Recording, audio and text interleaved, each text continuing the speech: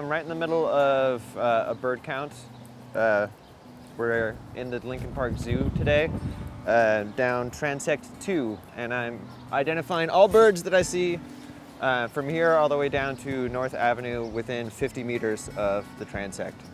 We've been conducting bird counts in this area in Lincoln Park for the last few years, just at Nature Boardwalk. And then we kind of got to thinking like, well, how has this changed over time, you know? But our data set that we have for today is only from 2010, so we can't really look at those like long scale changes.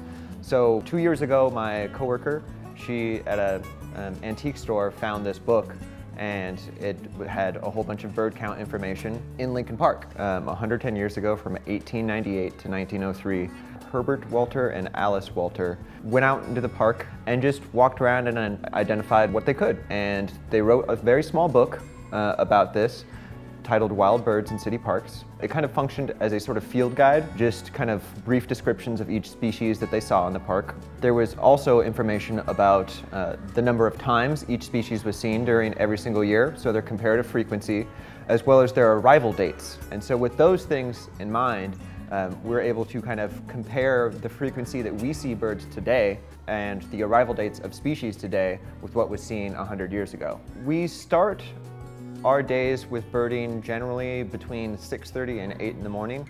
We're birding more often during times when we'd be seeing more species, which is something the Walters were also doing. So I counted, I think, 13 northern rough-winged swallows and 6 barn swallows in that group. Barn swallows, they have blue on their back and there's orange on their chest, and northern rough-winged swallows are brown on the back and then have a white chest. And then their noises, northern rough-wings go quack, and barn swallows make more of a chippity-chippity sort of regular bird noise. The really, really important thing about this study is that there's not many studies about bird migration, one, in highly urban areas, and two, with such an older data set. So we have the opportunity to really, kind of celebrate this area as a stopover site for migratory birds, and also really get to look at migration over a very, very long scale. I guess the really important take-home message that I feel this whole study is going to be showing is how important Lincoln Park is for migratory birds, and how great it is that Chicago has this wealth of habitat for birds to use while they're, migrating from the neotropics all the way up to Canada. We're still seeing huge amounts of species show up every single year. And so if you're at all interested in birds, you can show up right in the heart of Chicago and see like a wealth of species. Street performing, or busking, is by no means a new happening. People have been performing in public places for tips in almost every major culture since ancient times. Even today, busking remains a popular technique. Here on Chicago's very own Michigan Avenue, I stand still, completely still like a statue. I have to display my discipline. But people want me to perform, and I want to perform. So once I gather a crowd and they show me love, I start my performance.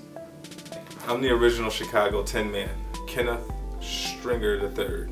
I perform on Michigan and Ontario as a living statue that you turn on and bring to life.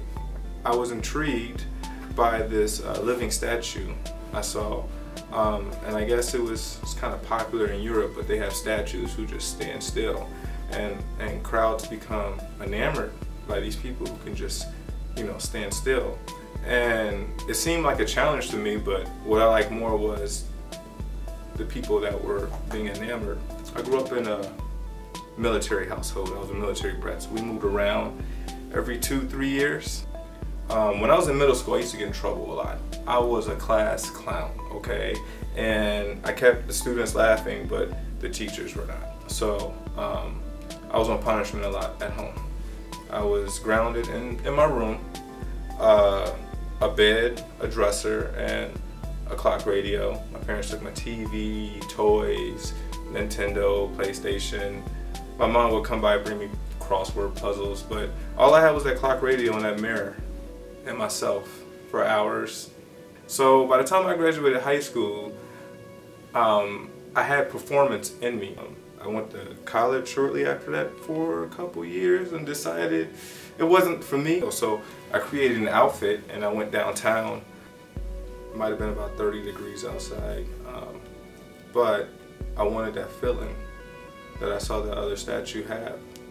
But what I had up my sleeve is I like to perform, so I had to stand still to get their attention, and then once I had it, I could perform.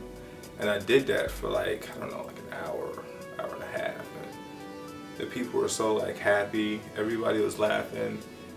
I got cold, I went back to the car, and my fingers were numb. I was only out there for like an hour and a half, man. I was like, I can't go home. I warmed my hands back up. I went back out there, and so when I decided I'll probably never work again. And that was 10 years ago. So that's who I am. I don't see it as work. I kind of see it as going to the park and playing basketball or hanging out with the other kids. I mean, if you think about it, that could be seen as work, but while you're doing it, it's not work, you're having fun. And you're not thinking about the amount of hours you're putting in, how much you're sweating. When you're a kid playing at the park, you don't think about the temperature. Oh my God, it's so hot. No, I'm having fun. I need to go chase whoever I was chasing or run away from whoever was chasing me. They don't think about it's so cold outside. That's something your parents think about. No, it's too cold. You're not thinking that. And neither am I when I'm out there performing. First memory about skee-ball is I wasn't a huge fan because I couldn't get a lot of tickets. Because you wanted to get tickets to get the best prize, and skee-ball wasn't doing it for me.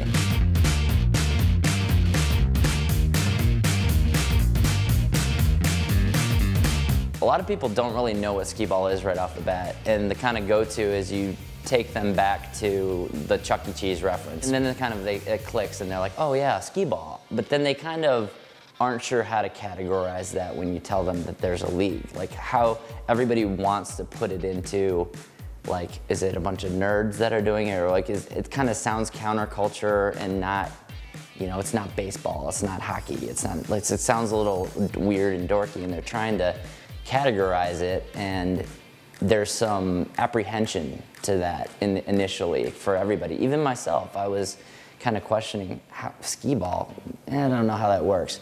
The idea of starting the skee-ball league came to me from a friend of mine from high school who played in college and starting leagues in North Carolina. So I had always heard of him talking about it, but the idea had never kind of crossed my mind to be involved with playing skee-ball or being a part of a league. And at that time I was starting to go with my own entrepreneurial path, and he suggested it, and I was intrigued by it. I thought it could work well here. It was proposed to me as a very small percentage of my time and a very easy way to make side change and income.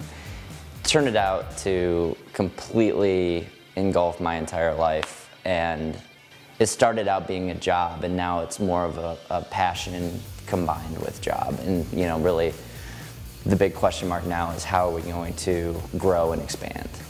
Yeah, be the president, the total Napoleon of skee-ball. No, I think with me being a part of it is I'm super passionate about the community and making it something that people are really having a good time doing. I don't even know if my parents ever even talk about me. That's a great question. I've never even. I think they say I'm a self-employed entrepreneur, probably. I don't know. And that probably means that all their friends think that I'm like homeless or living at home or something. No, that's a great question. I have no idea. They probably, I don't even know if they say I do skee-ball league. They might not. Let's go to the next question. I'm pretty proud of the fact that I run the skee-ball league, and I've got Skee-O on my business card, and every time I hand the card to a girl, they're usually into that and giggle, and great icebreaker. It hasn't paid off as much as I'm trying to say it has, but it's okay, it's not bad. I'm proud to say that I was the first person in Chicago on these machines to roll a perfect 900. Wow. And then I said, completely on accident, shots for everybody at the bar. And I'm like, oh my God, why did I do that? I do not have the kind of financials to do that. Luckily, only a couple of people took me up on it. But that was a blur of a day.